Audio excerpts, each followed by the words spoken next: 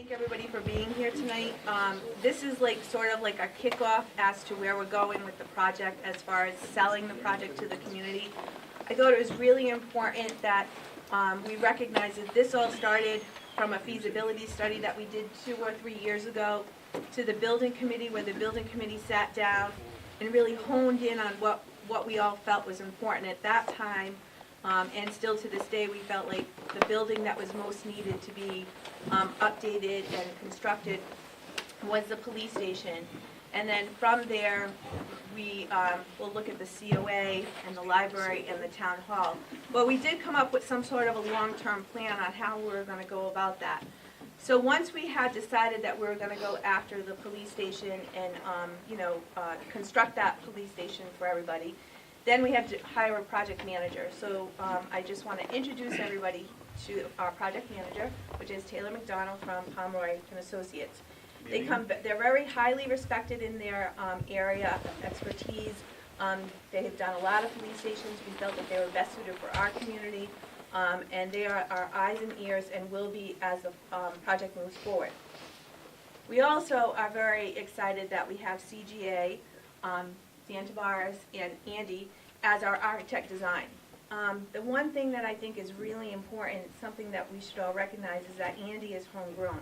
He lives in the community, he cares about the community, and I think that once you see what he's done, he's really put his heart and soul into this. So I'm going to turn it over to them right now so they can at least show us a little bit of what we have been working on. I think it's really important that the building committee is here because this is where it all started, and I really kind of just wanted to bring everybody full circle before we go out into the community and sell this as a project. And also, if you have any cares, concerns, questions, I think that this is a perfect place for you to bring those forward.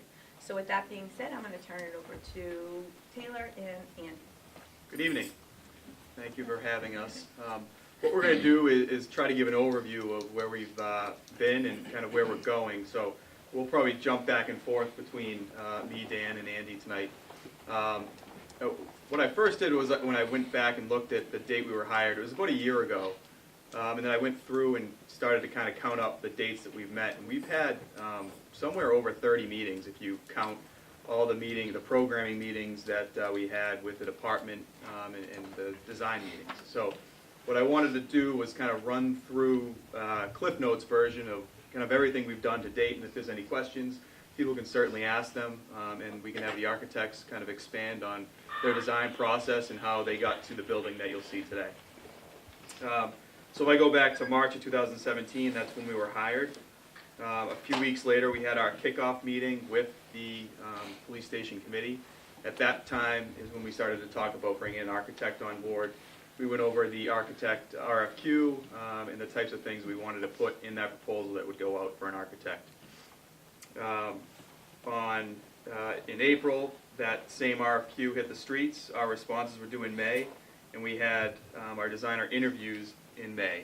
Also in May was when CGA was selected. So we've been moving quickly at the front portion of the project there to get the designer on board to keep the project moving. Once they were selected, we had our kickoff meeting in June, and the CGA's contract was completed in June as well. They actually met before their contract was officially signed, wanting to keep everything moving. Along the same vein, the architect knew that getting in front of the committee quickly was a big deal, so they started moving before they were even signed up. What they first got into in June and July was project programming. And that's the work they do to establish the size and the needs of the facility. I'll let Andy kind of talk about that process, and that was a pretty grueling process of multiple meetings over 2 months. Yeah, so my name's Andrew DiGiamo, for those who don't know me from CGA. So when you start a project like this, you start with 2 things, a program and a site. And the site is what it is, and we studied that very closely because that tells us a lot of things. And this site needs a lot because it's a raw site without sewage or town water. So we started with the site analysis and the program analysis. The program analysis began with a questionnaire that we sent out to the police department. So this was the first step. We send out a questionnaire. This is just a cover sheet, but it's a document where all kinds of questions are asked about the staff, the equipment. And then coupled with what they have right now, we went and we studied their existing facility, what they're in now, and between the questionnaire they gave back, meeting with the committee and the chief, we put together what was called a program. Not just based on today, but also going 20 years out, so that you'd have a 20-year plan for how it would grow. So that was a process that took about a month and a half to develop the final program. And then, once we had the program, then we just take what we learned from the site and we basically fit the program to the site in the best way. And that's how we got our start. And this is the result. This is just an idea of, I think it's about 70 pages of just that preliminary work that the architect does. And it goes through room by room, what's everything that's needed in that room, what's the square footage that's needed, what uses are in that room. We're talking about a police station here. It's not a cookie cutter building. There's major security concerns that go into each and every room, and thought that goes into how the operations are going to happen on a daily basis. So that's the type of upfront work that the architect dives into. From there, we go into schematic design. In our design phases, there's schematic design, design development, and then construction documents. So from there, they went into schematic design. We completed that in August and September. Around September 2, we completed some wetland delineations. Kelly Engineering performed that work. That was firmed up. Moving into October, we finished our schematic design. We put it out for a schematic design estimate. And we got those numbers back. When we did get those back, we went through and we did an early value engineering assessment. So we looked at the site mainly. That was the biggest concern of everybody's, knowing we had a large cost with the site. It was a big concern of the committee as well. So we went through and tweaked it. The engineers took a look at it and saw we could find ways to save money. We started with a very large, just for an example, retaining wall. And was able to cut that down more than half. So little things like that your schematic design shows you where your high costs are and where you can go back and possibly tweak it to help you save money. Moving into November, we completed our test pits and perk testing, which showed us great results for the soils there. Around the same time, too, we looked at a 2-story versus 1-story option. And again, the idea for this was to look at which was going to work best, not only for the department, but also cost-wise, too. In the end, we wanted to take advantage of the sloped site and use a 2-story option. It worked out best when we looked at really the department's needs, getting 2 stories there, and the value of building that 2-story building. Around November, at the end of November, design development started. December, we got a radio consultant on board. That's Langone Associates. What they're doing is they're looking at all of the radios in the town, and he's doing a full study of those radios. There's some dead areas that the town is dealing with, that the department's dealt with for a long time. They have some tower issues, so what he's doing is doing a complete study, and it's a working plan that the town can use moving forward. It'll tell you what you need to buy now and what you need to plan for in the future. So he's working on that. We don't have that study back 100% yet, but that's in process. And then through December and February, during the design development phase, we had multiple meetings with the designers in terms of finishes, what the building's going to look like, what systems are going to be in it. We sat down with the engineers and talked about the type of HVAC systems that's going to be used in the building, and really went down and narrowed everything down so that we could get it out for a design development estimate, which is where we are now. It's out with the estimator. We're getting back early numbers now. We don't have the final estimate, but after that, once we get approval from the committee based on where we see the estimate, we'll move into construction documents. That'll be another 2 months before we hit the streets, and then the idea is to put it out to bid before town meeting and go to town meeting with a hard number. That's kind of the Cliff Notes version of everything in a quick time frame, but that's everything to date. I don't know if you guys want to add anything, or? I just want to add that we're not going to go to the June town meeting with this. This will be a special town meeting with just this on the agenda. So this will not be at the June town meeting. So I just want to make that clear. I do have copies of that whole timeline too, if anybody wants to take one on the way out, but is there any questions on? You want to go through your presentation of the building, Andy? Sure, I'll walk you through the design process and the design from start to finish and show you how we got where we're at today.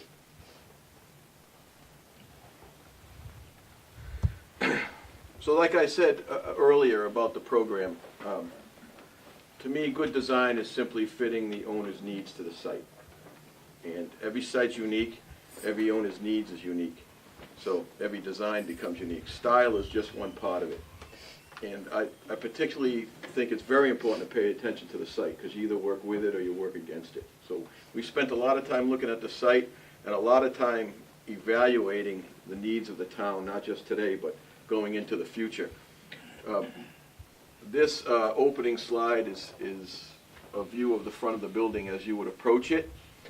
Police stations today are taking more of a residential scale in nature, which you can see with the roof lines, but I also want to give this I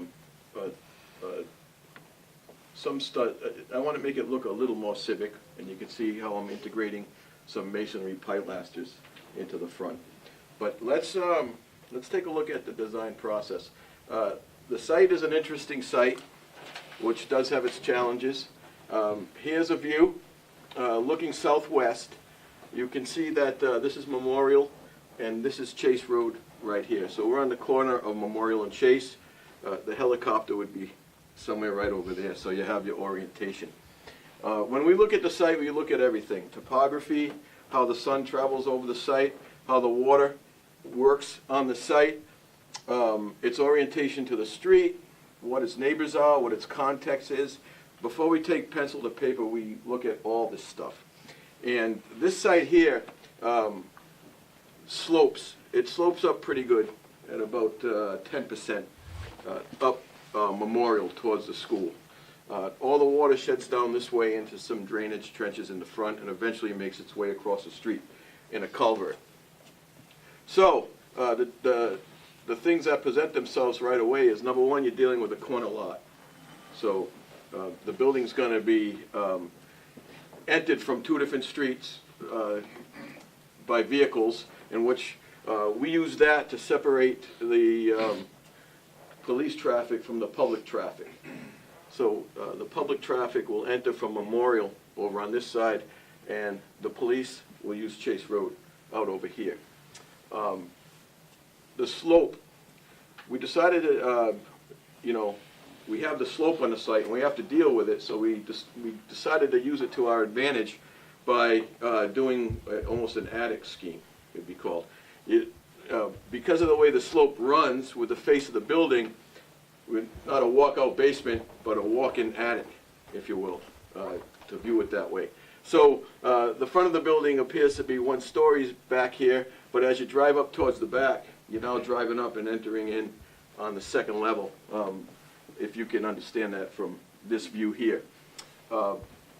This view also shows you what we wanted to do is make a relationship to Memorial Park, which is across the street. We linked it with a pedestrian walkway to our flagpole area, bring the two together. The parking for the park would be right about here. So here's the visitor parking over here, patrol parking in the back. This is a cruiser port that would cover the cruisers and allow the patrolmen to come out and enter their cruisers in that covered walkway. Again, we talked about, you can see a retaining wall here. Because of the grade change, we're retaining the earth over here, and this is going up into the high grade. The school sits up here behind it on the high grade. You see an auxiliary building here. That's storage and some vehicle storage.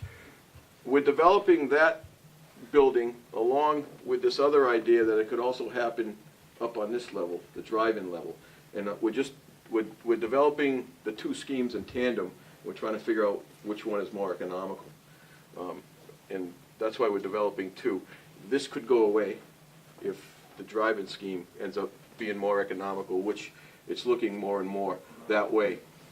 The roof is a broad gable, like this. The front faces north, the back faces south. I don't know if you can see it in this view, but it would set up for solar panels in the back. Wouldn't be visible for the street, but would have a perfectly oriented plane in the back coming this way. Basically, we'll look at the floor plan, but in general and conceptually, you can clearly see where the public enters the building over in this. Over here, towards Memorial, would be meeting area, and also the EOC, the Emergency Operations Centers. But the meeting area, we've developed it large enough, not just for police meetings, but it could also be used for public meetings, which would have direct access off the lobby, and you could meet at night while the rest of the building's in lockdown. And we've sized the parking accordingly. So the meeting room would be used for other than police functions. The administration is over in this wing, over here, by this transverse gable coming in, and I'll show you how that works in the floor plan. But then in the back is the detention area and the sally port. So that's in the back, built out of concrete block. We've used the drive-through sally port, but you can clearly see the different functions, more the street facade where the public comes in, and the detention area in the back with the drive-through sally port. This is a view looking southeast now. You can see Memorial here. And you can see how the way the building's been located on the site to true north and south also makes an interesting view of from wherever it's viewed on the corner. You can see that we've addressed the fact that it's viewed on the corner and the building turns the corner with the pilasters, giving it that three-dimensional sense, no matter where you are on this corner coming up. So this is another view. You can see how the retainer walls work in the back. You can really start to see how you could drive into this auxiliary storage up top, taking advantage of that attic concept, drive-up attic. The auxiliary function would take place over the cells in the detention area. So it'd be the perfect use. And we use concrete plank for the ceiling of the cells, which would be the area that you drive up. Again, this is this auxiliary building. We're just developing it in concept, and we're just comparing the two in costs. We're going to see which one drops out after DD. You can see the cruiser port in the back and our main entry, and how we related pedestrian-wise to the park across the street. Same view looking northwest. It just gives you a real good idea of how you drive in. Now you can see the overhead doors in the back where you come up and drive in. You can see the cruiser port with some cruisers underneath. You can see the solar panels now that are due south over here. And that part where you drive up in the back is separate from the sally port. This is more of an impound garage. The sally port would be used separately. This is the sally port right here. It's designed as a drive-through, as you can see.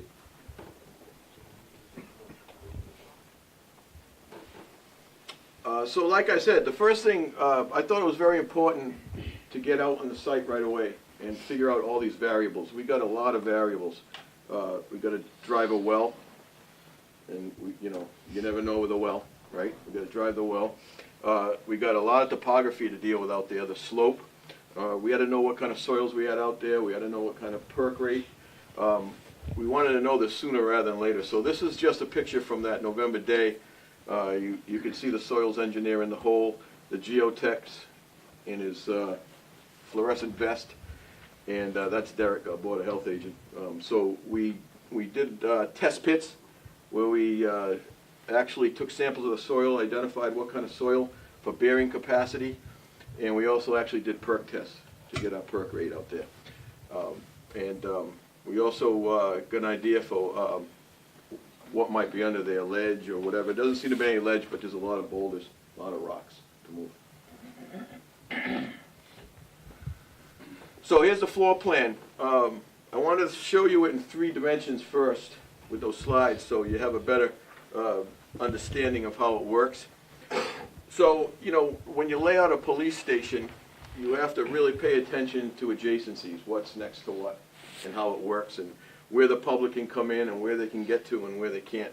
So in this scheme here, the public enters through the front here, and that's that entry that we looked at on the first slide and on the other ones that would address the corner.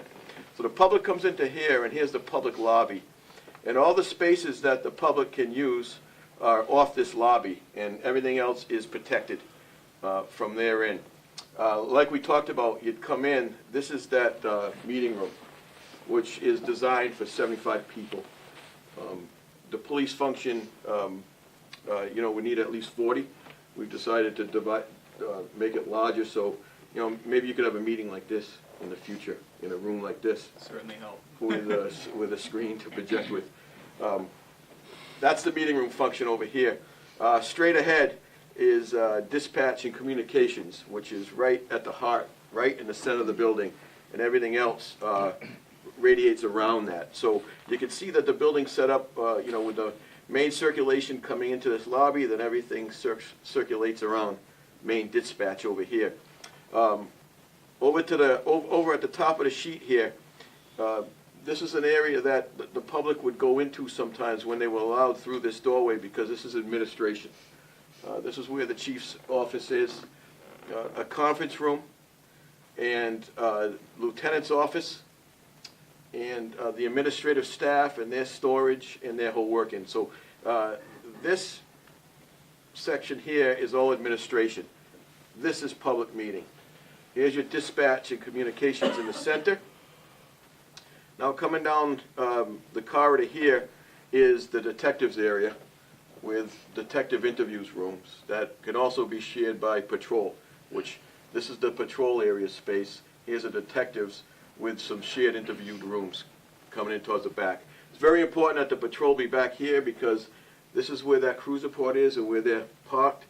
Patrol uses the back in and out here, unseen from the street, and they can also park their own personal vehicles out there. So this is all patrol. This is the break room. This is roll call. This is the report room where they would do their reports. Here's their entry. These are all service spaces coming around dispatch. Dispatch is designed so that they never have to leave the center area. They have their own restroom, their own locker, their own little break area. So once dispatch is in here, they don't have to leave. All these other ones are service spaces, such as restrooms for patrol and detectives to use. This happens to be the armory and with the gun cleaning, all service type spaces. Then over here in this corner is evidence and evidence storage.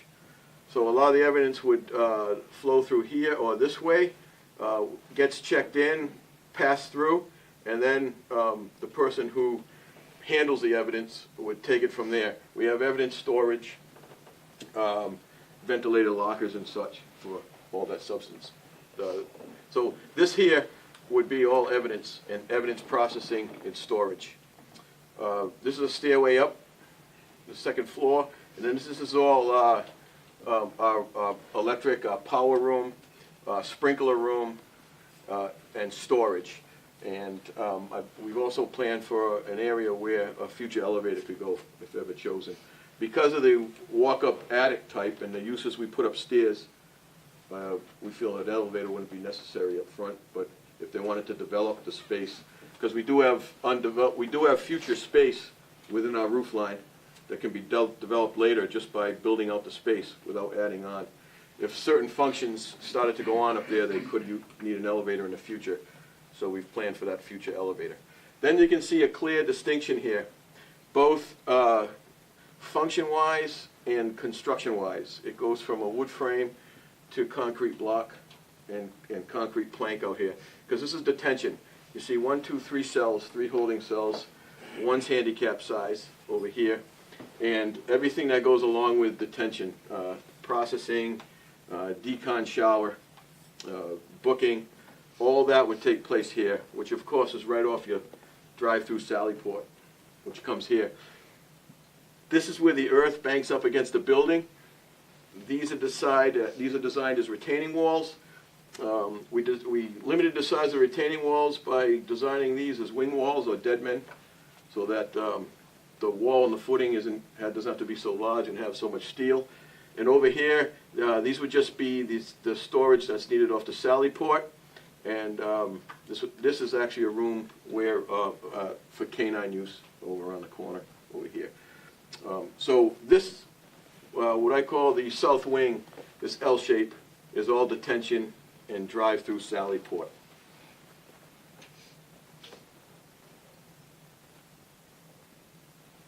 This is the attic level.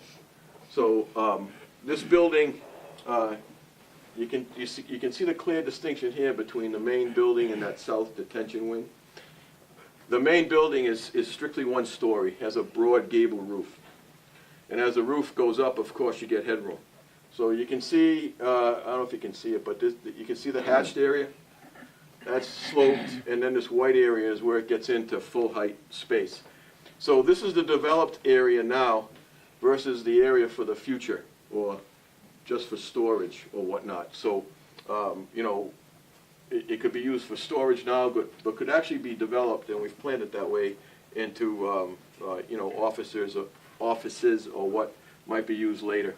So upstairs we have the offices locker rooms, which this is the female locker room here, the male's locker room right here.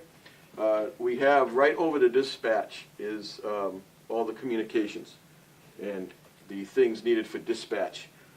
When we've also set it up so that any vendors using dispatch or going into the mechanical room, which the mechanical room is right here, can enter through here up the stairs and just be in these areas without going through the whole station. We have a fitness area, and then just all general storage.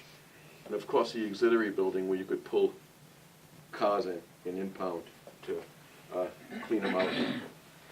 So that's the concept of the drive-up attic. Here's where you drive up. There's a door, you walk on grade, so you could walk into the building at grade there, and you could also drive a car into there. So that's a run-through of the floor plans. I could stop here and answer any questions on the plans before I go any further about the elevations and the outside, the exterior materials. Maybe you could just talk about the advantages of exploiting an attic over the basement. We had a lot of discussion about that. Right. That's yeah. So, you know, the first thing you think about a slope site, you think about walkout basement, okay? But the first thing you realize here is, you know, the site slopes up, not down. So it would, I guess your walkout would be in the front of this building if we reversed it. However, but instead of, you know, having a dark basement, a dark, damp basement, we pushed the building into the high slope, had the drive up, and, you know, basically we have a station that functions on one level for all intents and purposes. On the second level is more of the service spaces and the lockers for the patrol people, and this auxiliary building. And what's nice about the attic is it leaves some real nice, clean, well-ventilated space for future development off there. It's there for you already. It already has a roof, walls, everything. You can see that just by the space being used compared to the space that's left leaves a lot of room, you know, under the roof that's already there for future expansion without having to add on in the future. So it makes a lot of sense going forward, especially as you start to run out of storage rapidly. That can become a problem. We have it covered upstairs. Yeah, not only do we gain space and storage, but that's program area that's up there. If we were to do a one-story solution, which we looked at, that's putting that program area on the first floor with the floor you've already seen, increasing our footprint and increasing our site costs, which we were looking to keep down. So what this does is this makes our footprint a little bit smaller, and we gain value in that attic area. If you were to do a cost per square foot comparison of building the first floor as compared to what you gain on the second, you're probably looking at $100 per square foot difference in savings building that attic area, which is pretty much part and parcel of building the first floor. So there's Right. great savings there. With this type of construction, it's the same foundation and same roof. We're virtually just sliding space under the same foundation and same roof. Same roof and foundation not changing. This is only a 5-pitch roof. It's broad, so it has a long way to slope, but it's just a 5-pitch roof, and it's framed conventionally. Very simple, not trusses. Typically in a building like this, wood frame, there's nothing up here but a web, a mess of webs that you can't use the space and can't navigate through, and it's tough to insulate. So we feel that it's very good use of that space and the way the site works. Anything else? Would this building be on slab? Yes. Slab How on many grade. square feet? Is the building? So the first level is just under 13,000. It's 12,900 something. And then there's another, this gets tricky, but of built-out space, there's another 400 square feet upstairs.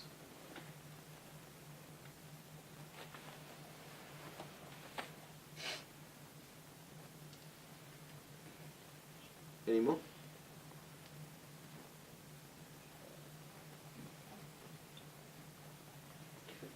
It's a roof slope plan. I tried to keep the lines simple, yet keep the building interesting. You can see, here's our main slope here. Here's your peak, just a 5-pitch coming together. Large area for solar panels. The main entry is defined by a gable, sheds the water away and defines entry with that gable. And then just simply 2 gables, one at each corner, defining the meeting room and the administration, so that as you turn the corner 3-dimensionally, you can see there's a gable on each side to turn the corner, as you saw in that 3D. Then you can see our south wing is a simple hip roof that makes the L. This is the cruiser port in the back. It's the monoslope. Made a conscious decision here not to use gutters. We've put drainage trenches on the ground as part of our drainage system. It reduced the amount of stormwater structures we needed, and gutters would be problematic on this site with the high trees and everything else. So we're going to manage the water on the ground rather than at the roof. This is just, we're going to employ a rain screen technology here, siding. This building is going to get wrapped in continuous insulation. So all on the exterior of the building is continuous rigid insulation. The beauty of that is, when you insulate from the inside, you're putting insulation in cavities. Still, up to 30% of your building is not insulated, depending on how efficient your structure here. This blue plane here, that's going to be insulation, covered all the way around. It's strapped on top, then the siding is fastened to the strapping, which gives an airspace behind the siding. Always dries out if anything gets driven behind it.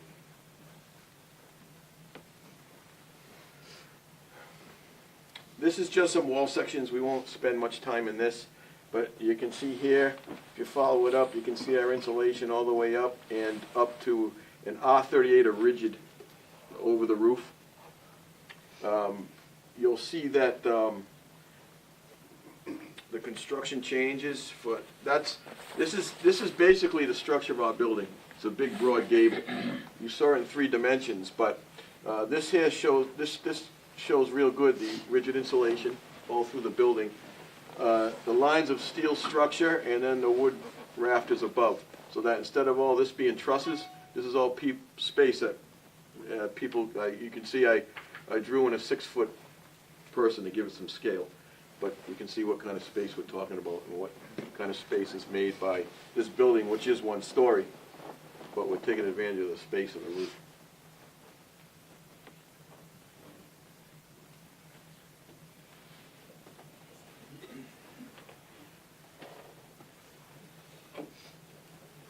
So that one there, this is where the construction chains at the detention area. Everything now on the first level is built out of concrete block, CMU, with concrete plank and a concrete topping. So that space over that south wing and where the auxiliary building is and where they drive the cars in, it's all concrete construction.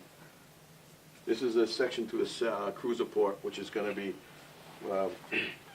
simply steel columns on sonotube foundation and open web joists, mono pitched. There's the elevations. It's better to view these in 3D like we already did, but again, you can see here, we want to use these brick pilasters to give the building some solidity and, let people know it's a civic building. And these are going to turn the corner just up to this point where the meeting room is and where the administration is. This is cut through the earth, so you can see here that this is where you're driving in on the second level, and everything else takes place on the first level. So there's a site plan. This is a good drawing to look at. You can see this is Chase Road, and here's Memorial here. This is that pedestrian connection I talked about. This plan has everything on it. You can see the footprint of the main building here. You can see the south wing over there. You can see how the vehicular traffic works. Patrol police uses this one over here on Chase. You can drive in. Here's a drive-through Sallyport. Public uses this, so it's completely separate. And the public parking would be over here. What you're seeing on this plan is because we have done the perk tests and soil tests, we've developed a septic system, which the leach field is out over here. Here's the tank and the pump chamber. This is the drainage structure for the site under here. And you can see these trenches here. These are the trenches that are going to collect the roof water on the ground and distribute it out to these trenches out front.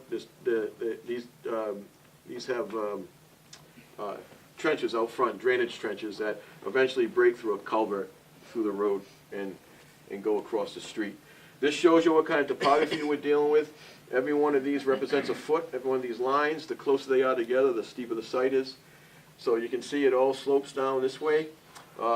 This is where we drive up the road here and can drive in and then access this whole space up top. Now, this also has other things on it here. This is where our well would be planned for. And you can see this is our radius that we have to keep from around the well where we can't do anything. This would be our water line running from the well into the building.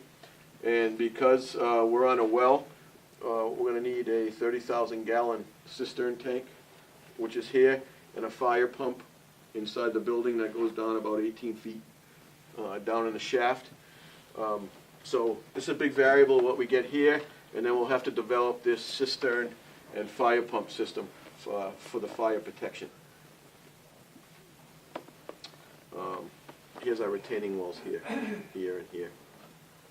Any questions on the site? Yeah, on the construction of the walls, I got questions. Sure. On the wall, is that 2x6, 16 on center? It's 2x6, 16 on center, except for the corners. For 8 feet on the corners, we have to go to 12 inches on center, because those are going to act as our shear wall for our lateral stability. Also on the outside, on the siding, what is the siding made out of? And also, what is the, on center, on the nailing blocks for the siding? And what are you using for insulation?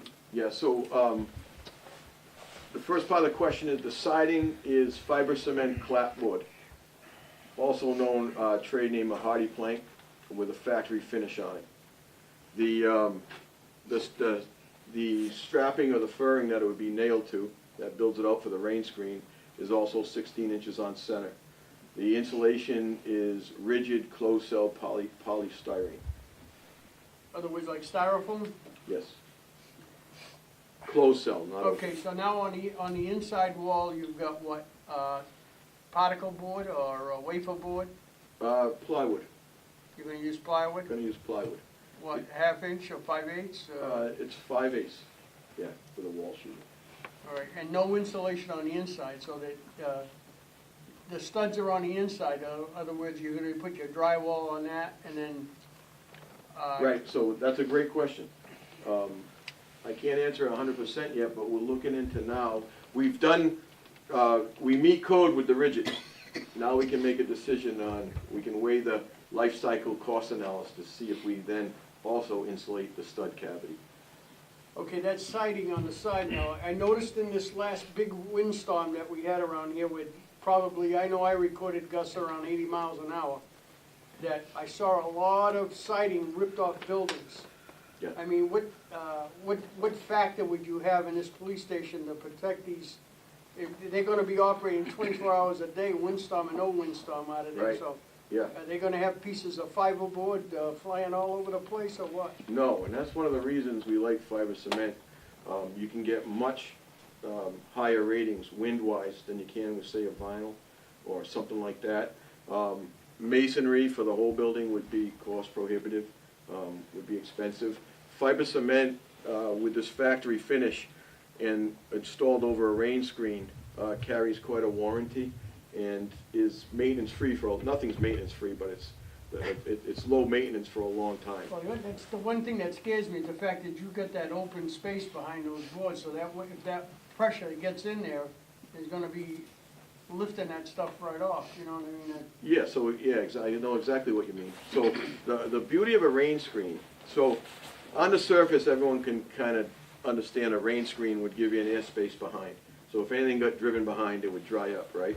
But what it also does is it equalizes the pressure, so that when wind strikes a building, okay, the worst thing for a building is water infiltration.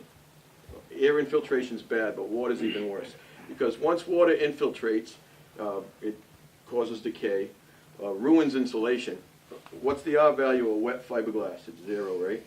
So water infiltration is the worst thing for a building. And what I found through experience is that when water gets driven against a building, it can hold it out for quite a long time in most cases. But then, once it makes its path, it's like opening a faucet. It just gets driven right through. Nor'easters are famous for that because they never go away. They just keep driving. And then once you have that path, it's like a conduit. So a lot of buildings are good for, say, you know, like a normal 5-hour rainstorm, but then you get the driving wind for 12 hours. So what that does is it equalizes the pressure. The air comes up behind it, is here, and there's also blowing on it, and it can't drive. It can't drive into the building, so it keeps it dry. As far as so the flow is up like a chimney, like this. It's not like a negative pull on the back, on the leeward side of a building. We actually got a force trying to pull it both ways. So you got this equalized pressure if you can. So you got the wind force coming here and that going up, kind of like this. And the fiber cement, when installed properly, has, for that type of siding, just as good properties of any. You know, much better than vinyl, as you can imagine. Which vinyl you kind of have to nail loose because it expands so much that if you nail it up tight, it buckles. So that's gonna be nailed, it's not gonna be screwed? It's going to be nailed. Yeah, pre-drilled.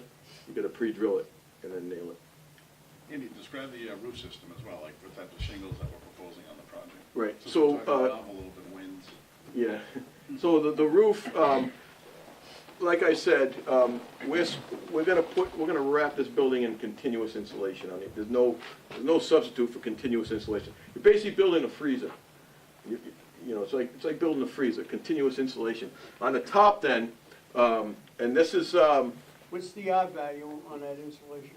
okay, so continuous insulation, the R value is much like, let me talk about R value for a minute.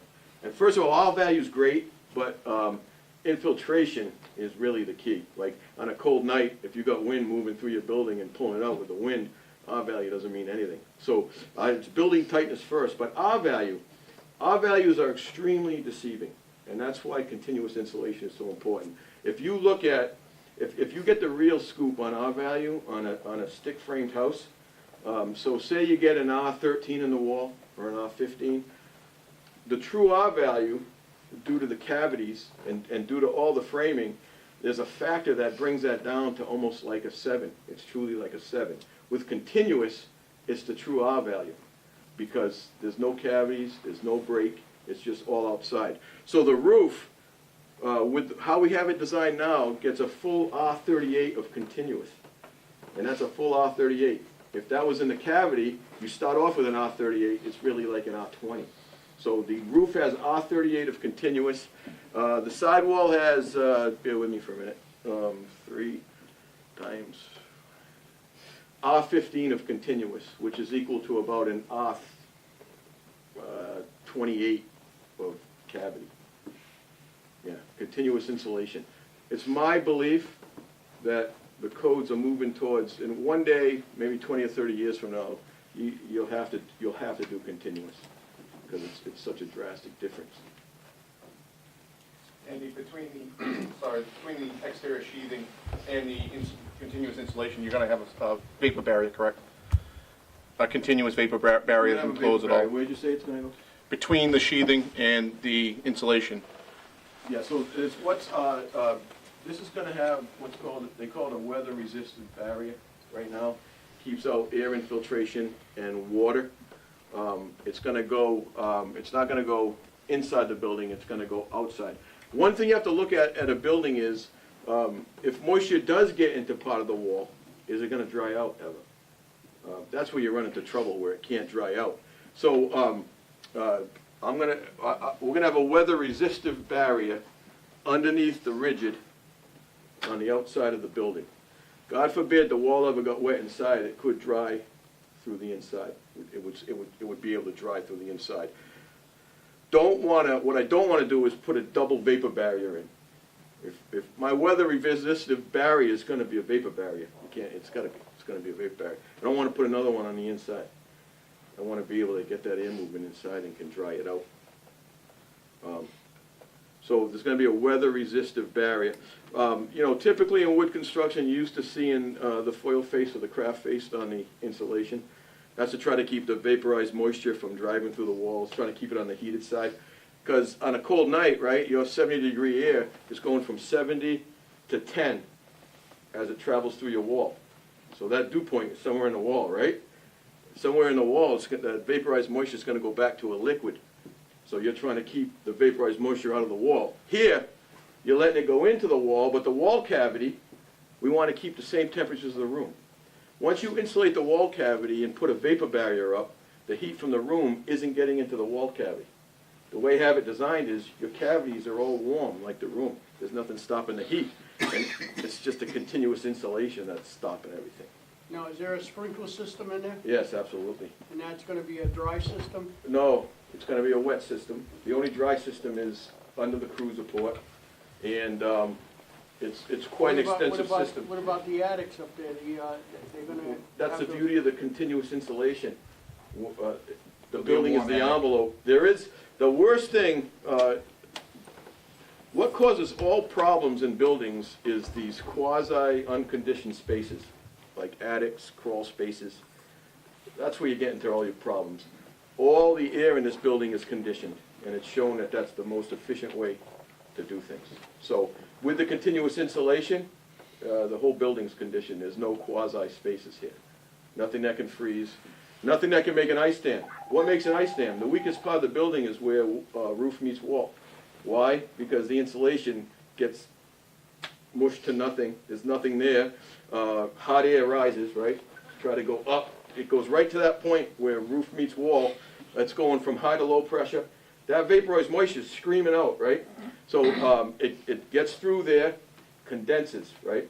Because all the vaporized moisture turns to a liquid. But then also the heat loss melts the snow on the house, right? Then it gets cold enough at night to freeze it back, thus an ice dam. Here, the continuous insulation, you have full insulation wrapping that weak point right around. So we eliminate the weakest part of the building where roof meets wall. So the attic is not going to be an issue for freezing. Have you considered a tin roof? No, have not. We could, we would have to, weigh out the costs. Right now, we have an architectural asphalt, that's called a lifetime shingle, and it's good for 120 miles an hour. A metal roof, metal roofs done right are expensive, but perform very well. Andy, what do you have to design this area for wind load? That's a very interesting question. The straight answer is 110, but the code tells you you have to up that a little because of the type of building it is. They make you design to higher standards for something like a police station or a hospital. It's called building type. So we're designing for higher winds than 110. 120 plus we're designing for.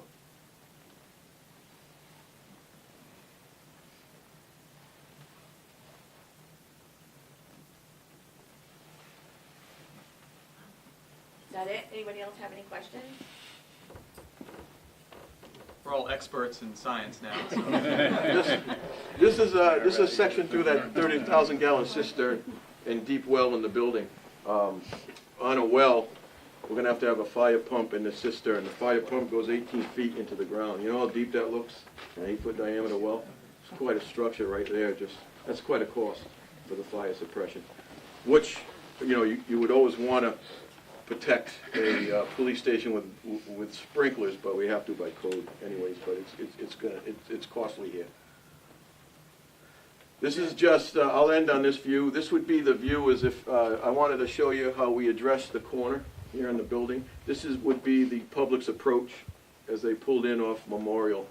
You can see how we turn the corner with these gables. Here's the broad 5-slope, the south wing in the back, the retaining wall, and here's those brick pilasses to give it that real civic look. And that's all I have unless there's any questions. Do you have a ballpark of what the well cistern system would cost? Well, cistern, structure in the floor to do it, is ballpark right now at about $250,000.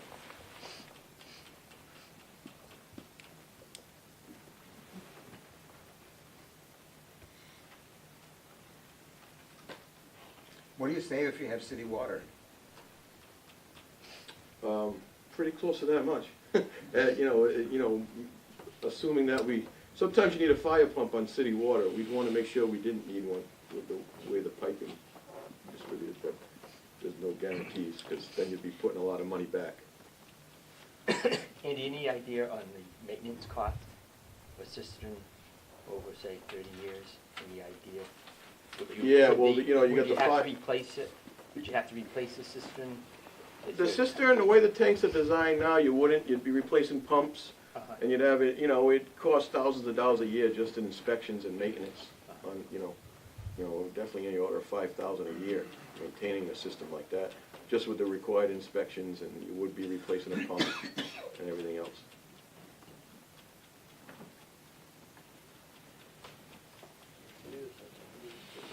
Anybody else? So where we're going from here is, like I said, we're probably gonna do a separate town meeting for the debt exclusion vote, and then it has to go through a town-wide vote for ballot. So with the upcoming town meeting, we don't think we'll have our numbers in. Plus, I think it would behoove all of us over the next several months to have more of these kinds of meetings and bring in not only everybody that's here, because you've already seen it, but I think the next thing is really selling this. All of this work that we've all come together to do, and, the police department taking time and partaking in the survey, and, CGA and Pomeroy and the building committee and the police station building committee, all of this would be for nothing if we couldn't get at least one of these buildings passed. And like I said in the beginning, this is just the first piece of the puzzle, because we have a COA we need to take care of, we have a library that we need to take care of, we have a town hall that we need to take care of. So those are all part of our big master plan, but this is the one that we felt was the one that was most important and to move forward. And I think as a community, we need to come together and tell our friends and our neighbors how important this is. and how we really need to get this done. Because, 15 years ago, it was just a thought, right? I mean, you guys were here, some of you, and it was just a thought, and now it's not a thought, now we see it. And it can happen, and it can happen with everybody else in this room supporting it. So, like I said, we'll go and we'll have more of these meetings with the community, we'll do outreach. We're gonna have some things up on Facebook. I know John Pina's working on that. I know David DeMonte is working on that also. So it's just a matter of, getting the factual information out. That's what it takes, facts, not fiction. And that's where we're going. Lisa, what's the anticipated total cost of the project right now? We still don't know yet. That's the one thing that we're waiting for. And then what happens, so if the building committee, police station building committee, will meet, as soon as those costs come in, we'll meet and we'll review them. And, we may have to, if it's too high, we may have to look at cutting back on some things. I know that Andy had talked about the roof, the solar panels, but that's an add-on, isn't it, Andy? Solar panels aren't in the design right Right. now. So The those roof are- will be built for them, but. Right. So We structurally plan for it and Yep. infrastructure work. So there are some things that if the cost is, if it's helpful to add those things and it's cost effective, then we will. It will be solar ready. Okay, that's probably better. But if not, then we look at taking away some things. I think I also want to make mention that the upstairs where the fitness center is going to be supported and paid for by the police association. So I just want to make sure that that's out there. We're not buying fitness equipment, forgive me if I'm wrong, right, gentlemen? Okay, so I just want to make sure that's a fact that I need to get out there, that this is not part of the taxpayers, and we're not building a state-of-the-art fitness facility for you guys, because I want to make sure that that's said and done. But, Paul, we don't know, and that's one of the things that we're waiting for. I think it's important that once this starts to get introduced to the community, that we have a fairly good figure. And at that point, the selectmen can also tell us what we have in capital stabilization that's gonna offset those costs. I think that will make a big difference when people see that, the true cost, this is what we've already saved. Yep. This is what's gonna go on at debt exclusion. Right, That's so important. I guess the one takeaway from our last town meeting is that you have to be ready to talk about the finances. And at that time, I felt like it was a learning lesson for me, right? So now, I've talked to Kim and David, we've sat down, we've gone over some figures, but that's, where we're gonna get some money from. And that's gonna happen for this police station as well as the water line. And the water line is a separate conversation from this building. Can we, when we talk about the water line at the town meeting, can we say that it's $250,000 savings in the police station if we had city Yep. water? So over the next couple of weeks, for those who are interested, and again, trying to get the factual information out, I've set up several meetings with the residents in the area, with the PTO from the elementary school, with the Council on Aging, and I can't remember, but just a couple more meetings set up. So those truthful answers and questions can go back and forth. And at that point, we have a PowerPoint, so I think it's easier for people to see, other than saying it to everybody, I think it's easier to see with the PowerPoint. Just like tonight, if I didn't have a PowerPoint, or Andy didn't, it would be hard for you to visualize what exactly the concept of our police station is. You invite the whole town, not just the Chase Road? Yes, contingent? yes, it'll be out, so people will know. And it'll probably be at the elementary school, way prior to the town meeting. Just like this project needs to get out as well. So we'll have more of these as we move forward too.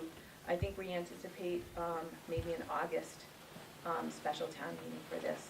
Because the more time that goes forward, the more construction costs may go up. So we want to make sure, right, we want to make sure that we were on such a good path, but, and not that we're not right now, but we want to make sure that we stay where we are so we can keep our construction costs down. Yeah, we're targeting August for bidding back, Right. so. Lisa, if it goes into August and you won't be able to put it on the state, Right. ballot, that's the only thing to Yep. remember. That's You'll okay. have to have the separate election. Yeah, that's fine, thank you, Jackie. Anybody else? Well, I wanna thank you guys, really, you guys have been awesome. I think that, I'll speak on behalf of the building committee and the police station subcommittee. You guys have been wonderful to work with. Not that we're done, because I'm hoping that we have a long way to go. And I just really wanna say to everybody here how really, again, I can't express how important this is to get the word out.